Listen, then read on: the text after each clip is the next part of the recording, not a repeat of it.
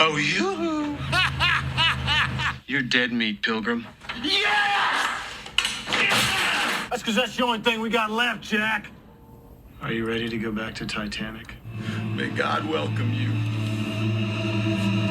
And keep you.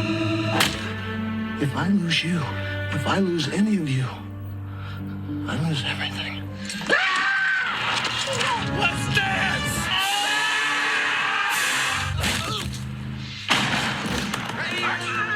I think you just need to have faith and keep doing what you do, and hopefully you get better at it, and you'll get these opportunities. That's it, man. Game over, man. It's game over. Follow me. Bill Paxton became a beloved fixture of American cinema thanks to his boundless energy and relentless charisma. A rare talent, Paxton could make even the smallest role unforgettable, but he occupied an odd place in Hollywood. Both a character actor and a leading man, he was never neatly defined as either. Too distinctive to vanish into the background, too unpretentious to fit the mold of the traditional movie star. Unlike so many of his contemporaries, there was a refreshing lack of scandal in his personal life. A dedicated family man, respected colleague, and humble artist, he was well known for his kindness and professionalism. If there was anything controversial about Bill Paxton, it was the circumstances of his untimely passing in 2017, which led to accusations of medical malpractice and triggered a wrongful death lawsuit. His passing cut short a life brimming with the promise of many more achievements still on the horizon. Because Paxton was also a director, a producer, and a musician, he loved history, and he had a deep appreciation for art in all its forms. Paxton was a true Renaissance man, a creative force who seemed to live many lives within one. Join me as I celebrate those many lives in this tribute to Bill Paxton. I enjoy it. So I'm doing all this talking. No. We're on the internet, right? Yeah, okay, then we're cool. We can just rap away. November 22nd, 1963.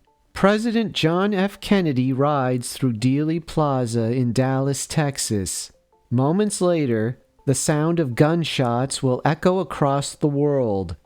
Just a few hours earlier, Kennedy stood outside the Hotel Texas in Fort Worth.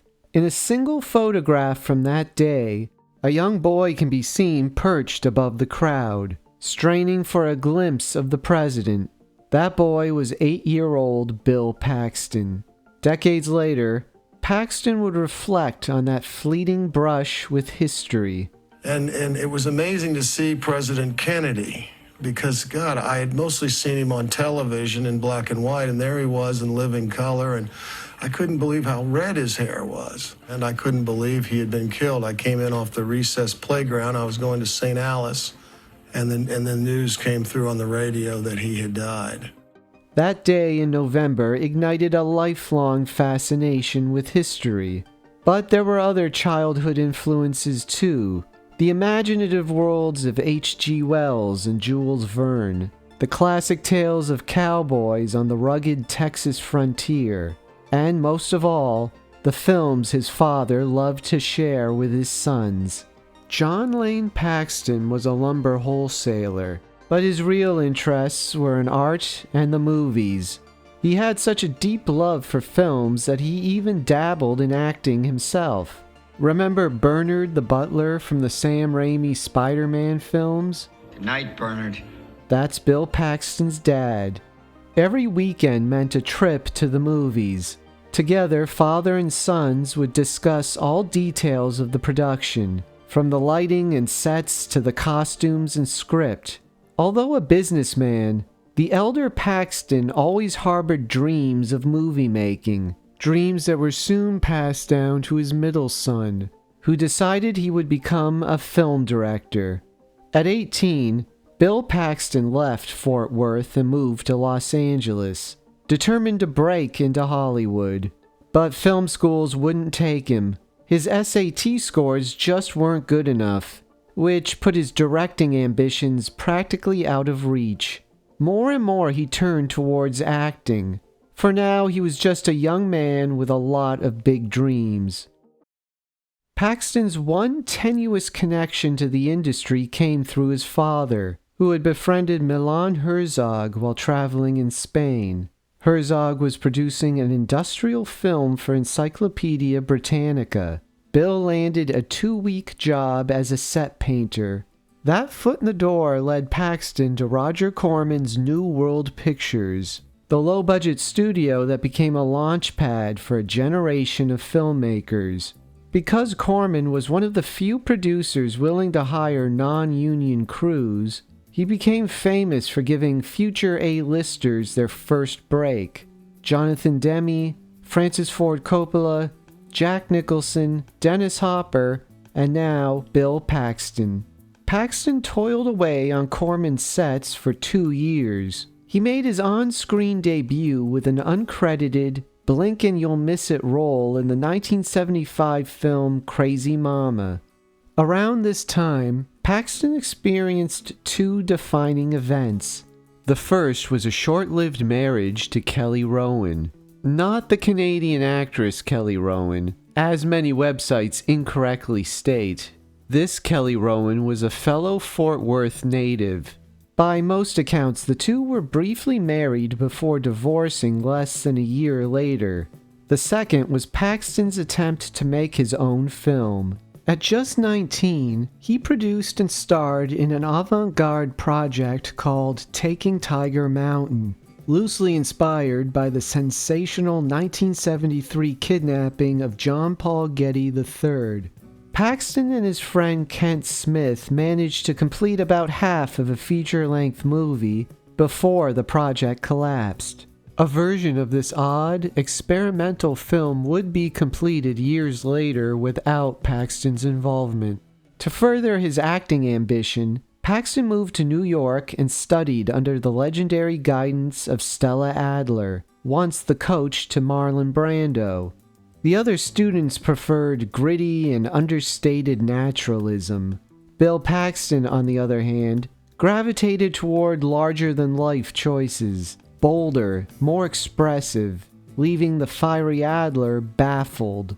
By 1980, Paxton found himself back in L.A., still scraping by on tiny acting roles while moonlighting as a set dresser for Roger Corman. While helping to make Galaxy of Terror, Paxton worked with the head of the art department, a young Canadian around Bill's age, as intense and private as Bill was easygoing and extroverted.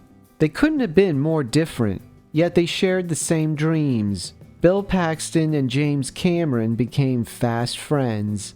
During long nights spent turning odds and ends into spaceship parts, Cameron would tell Bill about a science fiction script he was developing called The Terminator, a project Cameron hoped to direct himself. Paxton, in turn, shared stories about his own directorial debut, a bizarre short film for the musical duo Barnes and Barnes. Best known as Will Robinson from Lost in Space, Billy Mumy formed the novelty act as a teenager with his classmate, singer-songwriter Robert Hamer. Mumy and Paxton were friends, which led Paxton to direct the now iconic video. Drawing upon his love for Buster Keaton and silent comedies, Paxton loaded the short film with deadpan humor and surreal imagery. Thanks to Paxton's tireless efforts, he managed to attract the interest of Saturday Night Live. Back then, SNL would often buy short films as a way to fill out their programming. Fish Heads became an unexpected cult classic, appearing in 2 episodes.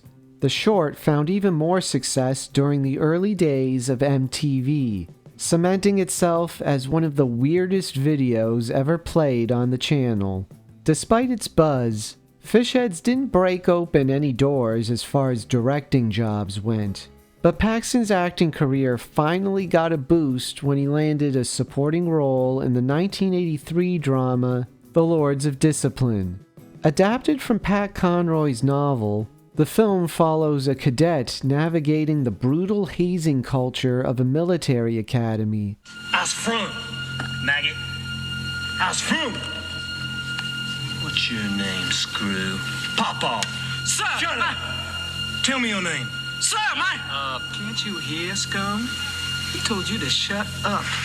It's notable that one of Paxton's first major acting roles was a crew-cut sporting, militaristic character, as this archetype would become closely associated with him throughout his career. The Lords of Discipline placed Paxton alongside three young actors whose career paths would soon intersect with his again: Michael Biehn, Rick Rossovich, and William Hope.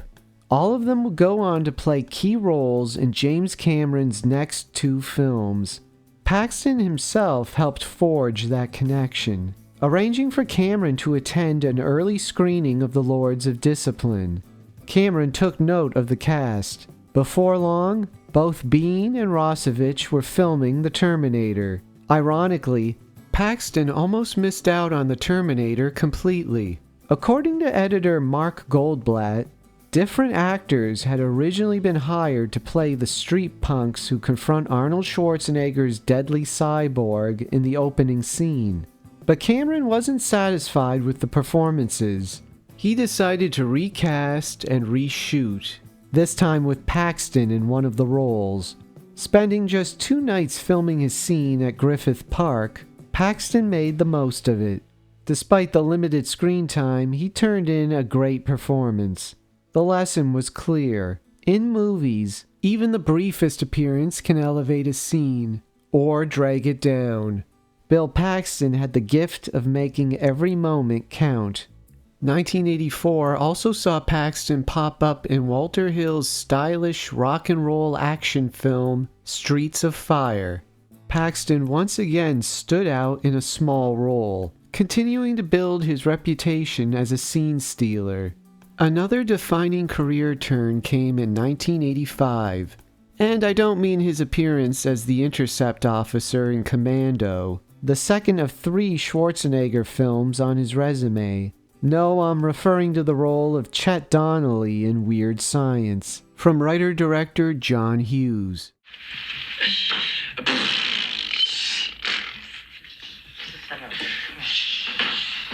Booze Hounds return. What a joke. Hi, girls.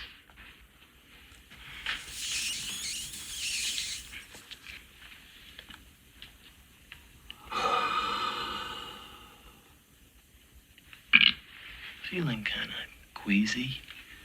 How about a nice, greasy pork sandwich served in a dirty ashtray? At his audition, Paxton improvised some of Chet's dialogue, a gamble that immediately endeared him to Hughes. He also collaborated with makeup artist Michael Germain to create Chet's flat-top hairstyle. Perfectly ridiculous. Hughes wrote a funny part, but Paxton made it iconic. His Chet was cruel, arrogant, and relentlessly obnoxious, yet played with such manic glee that the character became a cult favorite. Hughes loved the performance so much that he later modeled Buzz, Kevin's bullying brother in Home Alone, directly after Paxton's Chet. Before Weird Science hit theaters, Paxton traveled to England to visit his girlfriend, Louise Newbury. They would marry the next year and remain together for the rest of his life. While in England, he got the call inviting him to audition for Aliens, the long-awaited sequel to Ridley Scott's sci-fi masterpiece. Taking over the helm was none other than James Cameron. On the special edition DVD commentary, Paxton joined castmates Michael Biehn, Lance Henriksen, and Jeanette Goldstein to reminisce about their time making the sequel. As Paxton recalls, And I said, Jim, what are you doing? He said, I'm writing the sequel to Alien. I said, hey, write me a good part in there. I kidded him. And then 6 months later, I tried out for it in England, and I didn't think I'd gotten it. Your friends are usually the last people to hire you. So you have no mystique with them. And then I got a call. I almost took Police Academy 3 or something, and then I got this. Police Academy 3. Oh, my God. Hey, more money than I'd ever seen in my life. I was up for that. I think they hired Bob Wildcat Goldthwait instead. I don't know who got the better deal, but I think I did.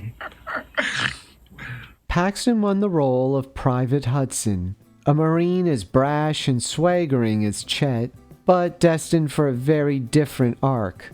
During production, the cast of Marines was encouraged to personalize their gear. Paxton painted the name Louise on his armor, a nod to the woman he would soon marry. Originally, only Bishop was meant to perform the now famous knife trick, stabbing a blade between his fingers at lightning speed. Lance Henriksen suggested making Hudson an unwilling participant as a way to increase the scene's tension. Paxton agreed, and would later call the scene a perfect microcosm of Hudson himself, bravado giving way to panic. His performance as Hudson became one of the film's defining elements. Although he worried that audiences would hate the character, Paxton turned the role into a beloved fan favorite, improvising lines and giving Hudson a sense of sympathy that would have been lost in a lesser performance. Released in 1986, Aliens was a success across the board, nabbing Sigourney Weaver an Oscar nomination, solidifying James Cameron as an A-list director, and providing Bill Paxton with his signature role.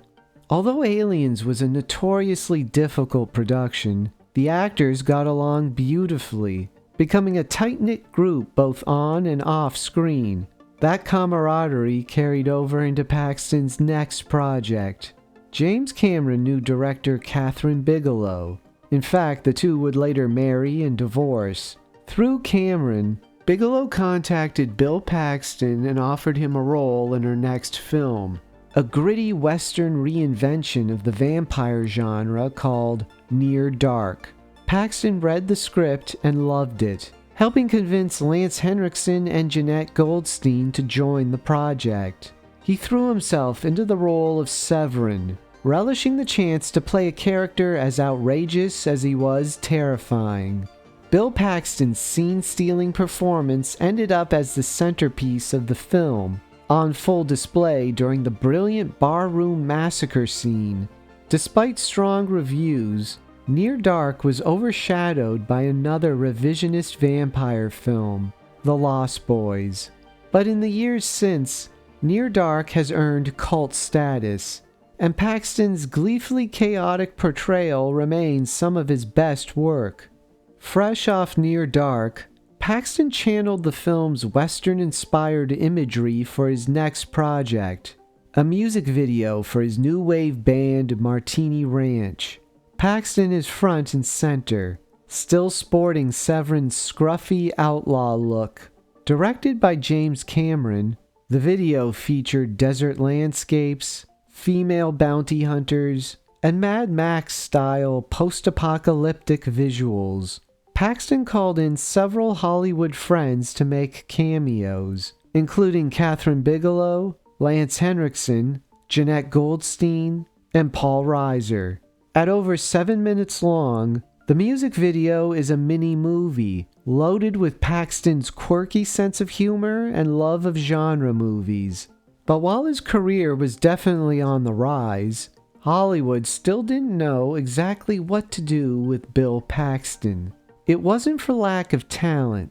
No one could deny Paxton's versatility, but he struggled to find projects that made the most of his range. In 1989, Paxton turned up in the action thriller Next of Kin, appearing alongside Patrick Swayze, Liam Neeson, and future Twister co-star Helen Hunt. Around the same time, Paxton auditioned for Sam Raimi's Darkman, hoping to land the lead role of the disfigured vigilante. Ironically, he'd also tipped off his friend Neeson about the part, only to watch Neeson win the role. By Paxton's own admission, he didn't speak to Neeson for months afterward, stung by the loss. For Paxton, every step forward brought another step back. 1990 summed up these mixed fortunes. Navy SEALs reunited Paxton with friends Michael Biehn and Rick Rossovich, but the film never lived up to its potential. Paxton, however, did get a chance to flex his directorial muscles, shooting the movie's golf sequence with a second unit. If you look closely, you'll notice that Rossovich's character is wearing a Martini Ranch t-shirt. Paxton did what he could in Predator 2, where he played the loud-mouthed, wisecracking detective Jerry Lambert. The sequel disappointed fans of the original, but Paxton's manic performance stood out. No one could get butchered by an iconic movie monster quite like Bill Paxton. He also starred in the low-budget psychological horror film Brain Dead, opposite Bill Pullman. Yes, the two Bills actually appeared on screen together. If the films themselves weren't getting much love, Paxton's sheer screen presence kept him in the game, and bigger opportunities were right around the corner. Paxton's run in the early 90s is a treasure trove of under-the-radar projects. He co-starred in the bizarre black comedy The Dark Backward, delivering an off-the-wall performance as the best friend to Judd Nelson's character, a garbage man moonlighting as a stand-up comic who starts to grow a third arm on his back. He headlined another dark horror comedy called The Vagrant, where he played a meek office worker terrorized by a mysterious drifter. Paxton took on a role in a very different film when he appeared in Walter Hill's expertly made urban thriller Trespass, opposite Ice-T, Ice Cube, and William Sadler. Unfortunately, due to the Los Angeles riots, a cloud of controversy sabotaged the film's chances, although it has been rediscovered as an underrated gem. Paxton starred in another crime thriller that same year, and yet again it failed to make an impact at the box office, although One False Move did win near universal praise, with Gene Siskel even naming it his favorite film of the year. Paxton stars as a small-town sheriff suddenly caught in a violent clash with big city criminals. Ron Howard, Jan de Bont, and Sam Raimi all singled out Paxton's incredible performance as proof of his dramatic abilities, casting him in later movies based on the strength of his work in One False Move. Paxton's career finally began to take off in 1993. He got to indulge his lifelong passion for the American West when he played Morgan Earp in the epic Tombstone, riding alongside Kurt Russell and Val Kilmer. Tombstone also marked the 5th time Paxton appeared in the same film as his longtime friend Michael Biehn. The next year, Paxton reunited with another old friend when James Cameron cast him in the action spectacle True Lies. As Simon, the slimy used car salesman who pretends to be a secret agent so he can seduce women, Bill Paxton delivered one more scene-stealing performance. His comedic timing was pitch perfect, especially when he breaks down in front of Schwarzenegger's Harry Tasker. I'm not a spy. I'm nothing. I'm naval lint. Getting the role was anything but easy. Paxton had to audition several times, mainly because Cameron was worried that if Simon came across as an obvious fraud, it would make Helen, played by Jamie Lee Curtis, seem too naive and gullible. Paxton ultimately prevailed, delivering the required charm and sincerity to sell the part. Following the success of True Lies, Paxton played a far more heroic character as real-life astronaut Fred Hayes in the 1995 blockbuster Apollo 13. Director Ron Howard remembered Paxton's magnetic performance from One False Move and knew he had the presence to hold his own alongside Tom Hanks, Kevin Bacon, and Gary Sinise. Like Paxton, Howard had a background with Roger Corman's production company, with Corman having given Howard his first shot at directing. According to Hanks, he'd never met Paxton before the film, knowing him only as the game over guy from Aliens.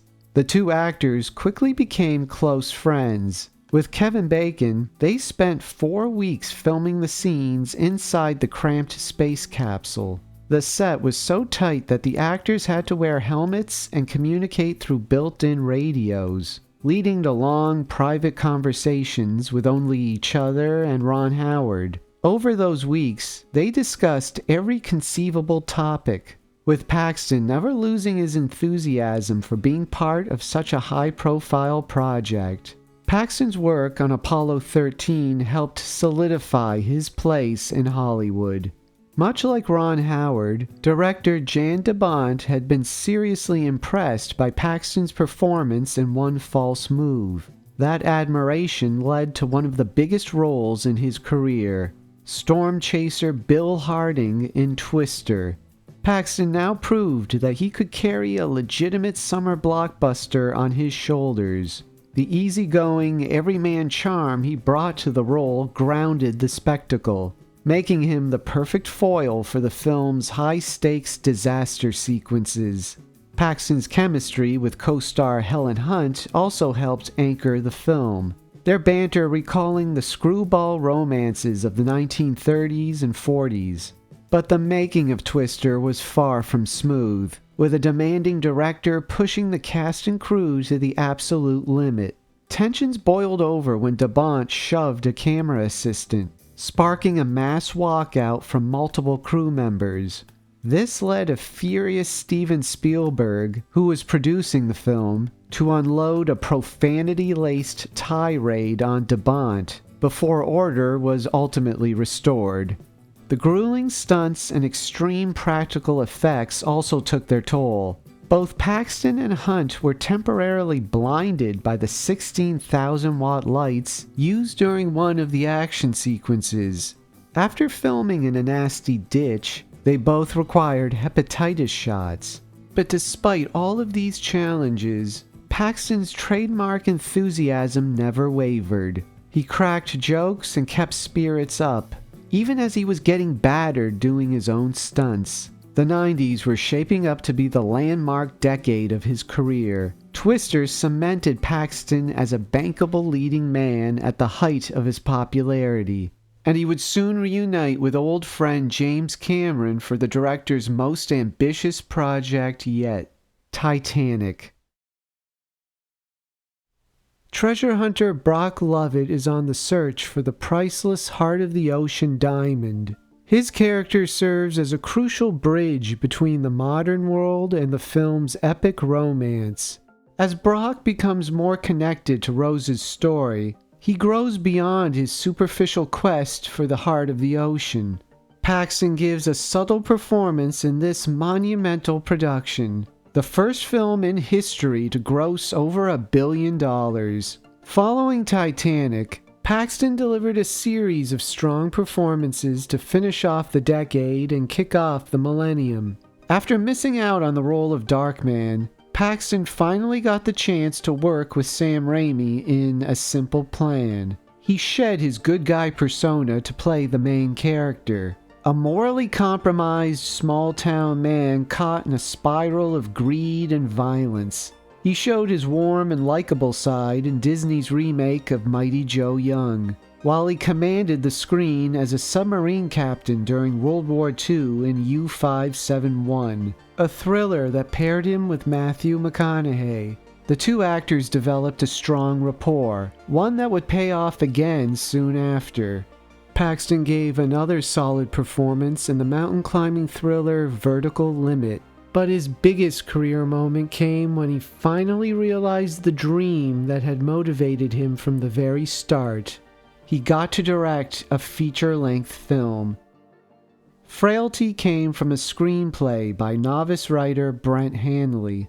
It tells the story of two young brothers, Fenton and Adam, who are raised by their single father, Dad Meeks. One day, Meeks has a vision of an angel ordering him to destroy demons who are walking the earth disguised as everyday people. Fenton becomes convinced that his father is not performing God's will, but is in fact a delusional serial killer. The script gained tremendous attention around Hollywood, yet the subject matter, mixing kids, violence, and religious fanaticism, scared off most filmmakers. That wasn't the case for Bill Paxton. When he read the script, he knew immediately he wanted to take on the role of Dad Meeks, and also direct.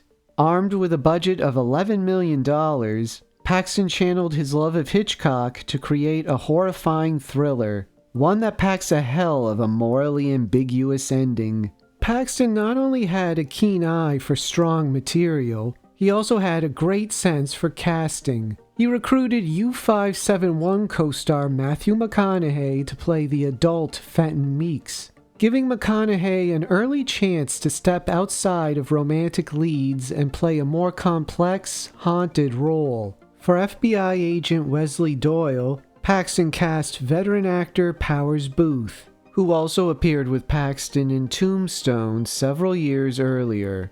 Behind the scenes, Paxton showed a remarkable sensitivity working with young actors Matt O'Leary and Jeremy Sumpter, drawing out believable performances far beyond their years. That sensitivity likely came from experience. By the time he made Frailty, Paxton was a devoted father to 2 young children, James and Lydia.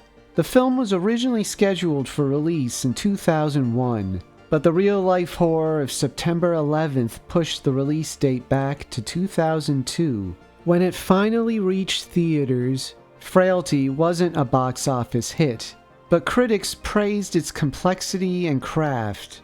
Paxton's self-assured directing earned him universal acclaim.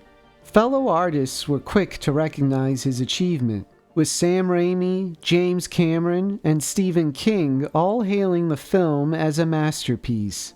Writer Brent Hanley found himself in high demand following the movie's debut, but he has barely any credits beyond Frailty, perhaps due to enormous expectations and pressure to repeat the artistic success of his breakthrough. For Paxton, Frailty also became a double-edged sword. As the movie continued to grow into a celebrated cult classic, he faced uncertainty over whether he could top his directorial debut. Despite all the respect and accolades that he received as a filmmaker, Paxton wouldn't return to the director's chair for another 3 years. When he did, it was for a completely different kind of project. This time, he traded biblical dread for a feel-good sports drama, The Greatest Game Ever Played.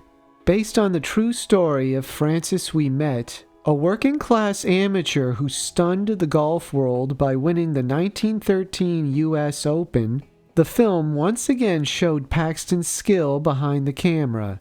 Critics praised his steady, heartfelt direction. Unfortunately, The Greatest Game Ever Played debuted in 9th place, a box office flop, stalling his professional momentum as a director. In fact, The Greatest Game Ever Played would stand as his final feature-length directing credit. Making matters even worse, Paxton was experiencing yet another dry spell of good acting roles. Just like in the late 80s and early 90s, movies like Resistance, Club Dread, Thunderbirds, and Haven disappeared with little fanfare. One bright spot during this difficult period was Ghosts of the Abyss, a documentary directed by James Cameron. The film chronicled Cameron's expedition to explore the wreckage of the Titanic in 2001. Paxton narrated the documentary and even joined the crew on their deep-sea voyage. In a surreal twist, it was Paxton who had to break the news of the September 11th attacks to Cameron and crew while they were still aboard the research vessel. But this one meaningful project aside, Paxton's film career was adrift. To escape the slump, he made a bold move. As television entered a creative renaissance in the 2000s, Paxton turned away from Hollywood features and embraced the small screen, a gamble that would reinvigorate his career. Paxton took on the lead role in HBO's Big Love, a drama about a fundamentalist Mormon family practicing polygamy. He played the buttoned-down and conflicted patriarch Bill Henriksen, who had to juggle 3 complicated marriages, a brood of children, and the ever-looming threat that the family secret would be exposed.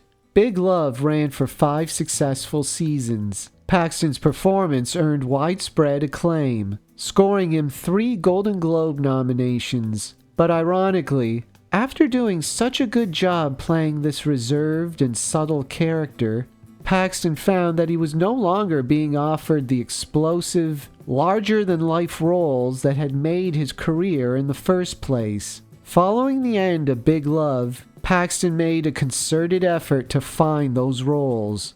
He delivered an intense performance in the History Channel miniseries Hatfields and McCoys, receiving a nomination for a Primetime Emmy.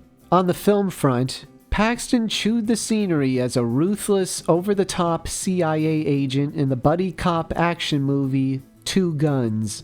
He joined Tom Cruise and Emily Blunt for the sci-fi sleeper hit Edge of Tomorrow, bringing his trademark swagger to another militaristic character.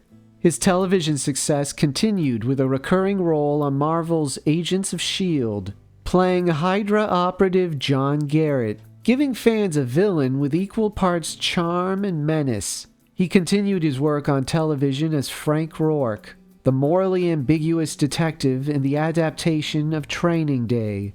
But even as his acting career kept him busy, Paxton still hadn't given up on his ambitions behind the camera. He was actively developing a script for a remake of the classic 1970s TV series Kung Fu. At the same time, he championed a comic book project called 7 Holes for Air, which he also hoped to adapt for the screen. As Paxton entered his 60s, he showed no signs of slowing down, still possessing a seemingly endless amount of enthusiasm and energy. But a long-time health issue would tragically cast a shadow over his future. Born with a heart defect where the valve has only 2 cusps instead of the typical 3, Paxton kept his heart condition private throughout much of his life. Despite the challenges posed by this defect, he never let it interfere with his passion for acting or his directorial efforts. Close friend and frequent co-star Arnold Schwarzenegger was born with a similar congenital heart defect. While Schwarzenegger's multiple open-heart surgeries were successful, Paxton was feeling less certain about his own odds. He had reason for concern. John Ritter suffered from the same heart problem, his sudden death reflecting just how unpredictable the condition could be. In early 2017, Paxton went to Cedars-Sinai Medical Center for surgery to replace the faulty heart valve and repair some aortic damage. Just weeks before the operation, director Doug Liman, who'd worked with Paxton on Edge of Tomorrow, exchanged emails with him. Paxton admitted to feeling uneasy about the procedure. He repeated that same nervousness 1 week before the operation to Adam Rifkin, who directed him decades earlier in The Dark Backward. And on the night before his surgery, Paxton spoke to old friend James Cameron, joking that he felt a little like Hudson in Aliens, even quoting his most famous line, "Game over, man." 11 days after suffering complications from the surgery, Paxton had a fatal stroke. His passing sent shockwaves through the entertainment industry, leaving friends, fans, and colleagues devastated. An outpouring of tributes quickly followed. Arnold Schwarzenegger honored him by writing, "Bill Paxton could play any role, but he was best at being Bill, a great human being with a huge heart." Tom Hanks celebrated his co-star by tweeting, "Bill Paxton was, simply, a wonderful man." One especially moving tribute was from Cameron, who reflected, "It was a friendship of laughter, adventure, love of cinema, and mutual respect. Bill wrote beautiful, heartfelt, and thoughtful letters, an anachronism in this age of digital shorthand. He took good care of his relationships with people, always caring and present for others. He was a good man, a great actor, and a creative dynamo." Perhaps the most striking tribute came from outside of Hollywood, when 200 storm chasers memorialized Paxton by spelling out his initials using their GPS markers. Many storm chasers credit the movie Twister and Paxton's determined performance with inspiring their careers. Paxton's family launched a wrongful death lawsuit against the surgeon who performed the operation, as well as Cedars-Sinai. The lawsuit alleged that the surgeon was not qualified to perform the procedure and had misrepresented the risks involved. The case was settled in 2022 for $1 million. What was it like growing up with this guy? It was awesome. It's always been awesome. And like you said, we are like extremely close. We've always been, he's shown me, he's taught me just so many lessons, and Now he's teaching me a couple. Adventures together. As I researched this video, what struck me most about Bill Paxton was not just the scope of his career, but the tireless energy he poured into it. Even after becoming a recognizable star, he never coasted or took success for granted. He kept showing up, kept auditioning, kept chasing new challenges, always with a smile and a sense of curiosity. He wasn't afraid to take risks, to try something unconventional. In the end, Bill Paxton was proof that passion, perseverance, and kindness can leave a mark just as lasting as any blockbuster or cult classic. Bill Paxton wasn't just in the movies we loved those movies because of Bill Paxton. I'm Michael Cahill. Thanks so much for watching. Please share your favorite Bill Paxton performance in the comments below. If you haven't already, please also consider hitting the like button and subscribing. Until next time. If not for me, do it for your country.